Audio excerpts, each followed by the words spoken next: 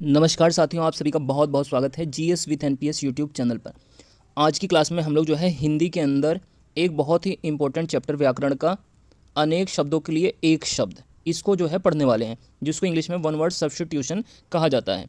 तो ये जितने भी यहाँ पे क्वेश्चंस मैं कराऊंगा आज की क्लास में सारे ही बहुत ही इंपॉर्टेंट हैं। अगर आप किसी भी एग्जाम की तैयारी कर रहे हैं तो पूरा वीडियो एंड तक देखिए। सबसे पहले, जो क्षमा न किया जा सके उसके लिए एक शब्द क्या होता है? अक्षम्य। जो क्षमा न किया जा सके उसको कहा जाता है अक्षम्य। इसी प्रकार जहाँ पहुँचा न जा सके उसको कहा जाता है अगम्य।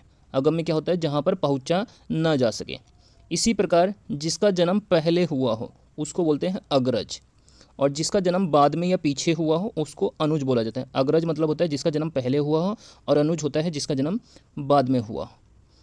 अगला वाक्यांश के लिए एक शब्द है जिसकी उपमा न हो, तो वो होता है अनुपम। जिसकी उपमा न हो यानी जिसकी कोई तुलना न हो तो उसको अनुपम कहा जाता है। अगला है जिसका मूल्य न हो, जिसका कोई मूल्य न हो तो वो चीज़ होती है अमूल्य, उसको अमूल्य कहा जाता है।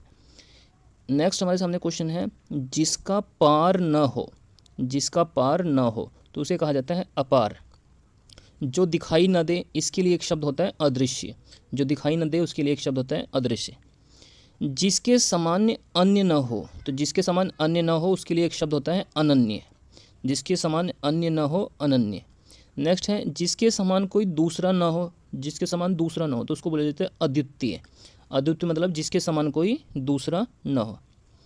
ऐसा स्थान, ऐसे स्थान पर निवास जहाँ कोई पता न पा सके तो उसको बोले जाते हैं अज्ञातवास। ऐसा स्थान पर निवास जहाँ पर कोई पता न पा सके तो इसको कहा जाता है अज्ञातवास। अगला है जो न जानता हो तो उसको अज्ञ कहा जाता है, और इसी का विलोम होता है विज्ञ। जो न जानता हो उसके लिए होता है अज्ञ।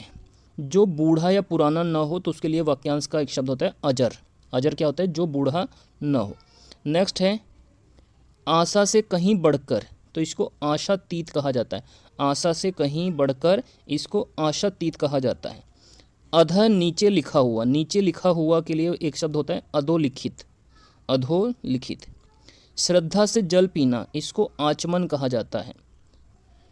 जो लौकिक या सांसारिक प्रतीत न हो तो इसके लिए होता है अलौकिक। जो लौकिक या सांसारिक न प्रतीत हो मतलब जो ऐसा लगे कि अलग हो एकदम, तो उसके लिए अलौकिक शब्द होता है।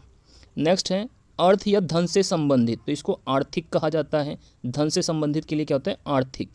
जिसकी तुलना न हो तो उसको अतुलनीय कहा जाता है। जिसका आदि ना हो यानी प्रारंभ ना हो, अनादि होता है। और जिसका अंत ना हो तो उसको अनंत कहा जाता है। जो परीक्षा में पास न हो तो उसके लिए एक शब्द होता है अनुत्तीर्ण, और जो परीक्षा में पास हो उसके लिए होता है उत्तीर्ण। नेक्स्ट बात करते हैं जिस पर मुकदमा हो तो उसको अभियुक्त कहा जाता है। जिसका अपराध सिद्ध हो तो वो अपराधी होता है, और जो साध्य न हो तो उसको कहा जाता है असाध्य। जो साध्य न हो उसको क्या कहा जाता है? असाध्य कहा जाता है। नेक्स्ट अंडे से पैदा हो लेने वाला या अंडे से पैदा होने वाला अंडज होता है। नेक्स्ट दूसरे के मन की बात जानने वाला अंतर्यामी होता है। क्या होता है? अंतर्यामी होता है। नेक्स्ट बात करते हैं अनेक राष्ट्रों में आपस में होने वाली बात, तो वो होती है अंतर्राष्ट्रीय। अगर अपने देश के अंदर ही होने वाली बात हो तो वो राष्ट्रीय कहलाएगी, और अनेक राष्ट्रों में आपस में होने वाली बात को अंतर्राष्ट्रीय कहते हैं। नेक्स्ट है साधारण नियम के विरुद्ध बात, तो इसको अपवाद कहा जाता है। जिसकी संख्या सीमित न हो उसको असंख्य कहते हैं। इंद्र की पुरी इसको अमरावती कहा जाता है। इंद्र की पुरी के लिए एक शब्द है अमरावती। नेक्स्ट बात करते हैं अगले प्रश्न की, तो अगला है कुबेर की नगरी, तो ये है अलकापुरी। कुबेर की नगरी, कुबेर मतलब धन के देवता, तो इनकी नगरी है अलकापुरी। नेक्स्ट है अगला दोपहर के बाद का समय अपराह्न, और दोपहर के पहले का समय होता है पूर्वाह्न।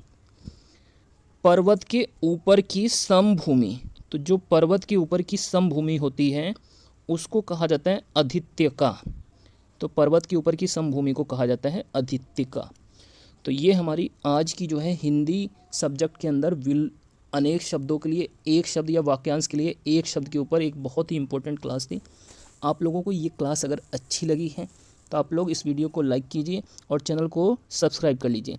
इसके नेक्स्ट पार्ट में मैं इसको जो है बचे हुए जो इसमें वाक्यांश के लिए एक शब्द है उसको हम लोग जो है इस क्लास में, अगली क्लास में हम लोग पढ़ेंगे।